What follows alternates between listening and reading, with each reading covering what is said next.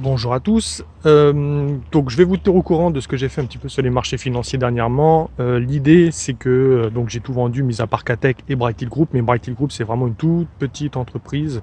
Enfin, petite entreprise, mais aussi surtout une toute petite ligne. J'ai 150 euros dessus, donc on va compter uniquement Catech. Catech c'est sur mon compte titre.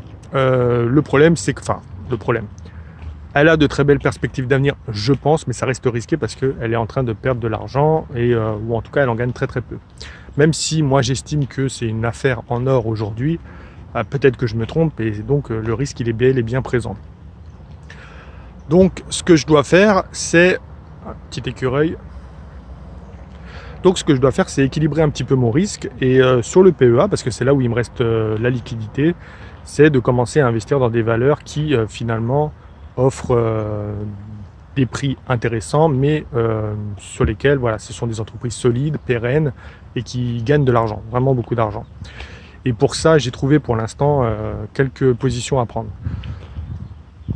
J'ai pris une position dans Trigano, donc fabricant, vendeur de caravanes et de camping-cars et tout ça, et, et tout ce qui est accessoire, tout ce qui va avec bien sûr. Et l'idée, c'est que là, j'en ai pour mon argent. C'est une entreprise qui a une dette relativement faible. Elle fait de l'argent et je pense qu'elle va continuer à grossir au fil des années. Donc peut-être que là, à court terme, on va avoir 1 ou 2 années compliquées pour Trigano. Mais en tout cas, à terme, je pense que ça sera extrêmement intéressant. Donc position à long terme. Ensuite, j'ai pris Amundi. Amundi, pourquoi? Parce que c'est une valeur relativement sûre. C'est un gestionnaire d'actifs. Ils sont là pour nous aider justement dans nos investissements. Et même si moi je ne passe pas par eux, je sais qu'il y a beaucoup de personnes qui passent par eux et donc je leur fais confiance. C'est une entreprise qui a un point faible, c'est sa dette. Je trouve qu'elle est quand même un petit peu trop importante. Mais il n'empêche que c'est une entreprise qui gagne beaucoup d'argent. Et donc voilà, ça m'intéresse. Pour rééquilibrer un petit peu, Catech ne gagne pas beaucoup d'argent. J'investis dans des entreprises qui à côté gagnent beaucoup d'argent. Et j'ai reconstruit une toute petite position sur 2C RSI, donc fabricant et vendeur de serveurs informatiques. Et là, l'idée, c'est pareil, hein, c'est que c'est une entreprise un petit peu comme Catech, donc elle ne gagne pas, elle, énormément d'argent, mais je pense qu'à l'avenir, ça sera quand même extrêmement intéressant. Alors, 2C RSI, c'est 500 actions. Ma ligne, c'est 500 actions. J'y vais petit à petit au fur et à mesure des baisses et elles sont de plus en plus prononcées. Les positions seront également de plus en plus prononcées. Trigano, j'ai je crois 43 actions à l'heure actuelle dessus. Pareil, hein, plus ça baisse, plus j'irai. Et Amundi, pour l'instant, j'ai 70 actions. Je trouve que le marché européen aujourd'hui n'offre pas non plus d'opportunités de fou. Donc il me reste pour l'instant 20 000 euros de liquidité sur mon PEA. Mais il n'empêche que, pardon, il y a des entreprises qui commencent à se rapprocher à mes yeux d'opportunités qu'on pourrait appeler des opportunités. Il faudrait pour ça que ça baisse encore de 10 à 15%. Je suis assez confiant pour ça. Et voilà. Alors ça ne veut pas dire que les marchés vont baisser de 10 à 15%, je n'en sais rien.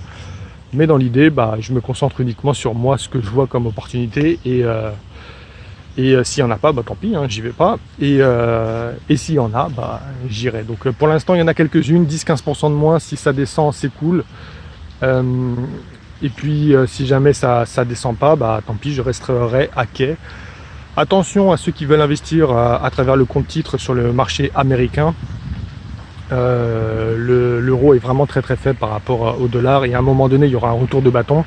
Donc si vous investissez par exemple sur Intel qui prend 30% dans les 3 prochaines années, mais en même temps que l'euro se valorise face au dollar de 30%, vous allez avoir une performance médiocre finalement vis-à-vis du marché. Donc attention à ça, il faut le prendre en compte. Puis l'Asie, voilà, moi je trouve que politiquement ça commence à devenir de plus en plus dangereux. Les mots ont un sens et ils sont de plus en plus violents, je trouve, entre les États-Unis et la Chine. Alors ça peut être que du blabla.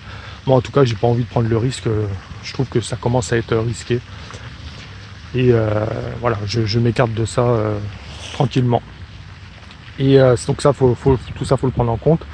Ne pas non plus gaspiller tout son temps devant les ordinateurs, devant les courbes. Profiter aussi de la vie. L'argent, voilà, ça vient, ça part et c'est normal. Et profiter aussi, c'est l'été, hein, il faut aussi sortir, faut aussi dépenser son argent et pas tout mettre en bourse. Pas parce que ça descend que vous n'allez pas partir en vacances, parce qu'il faut absolument remettre de l'argent sur les marchés financiers.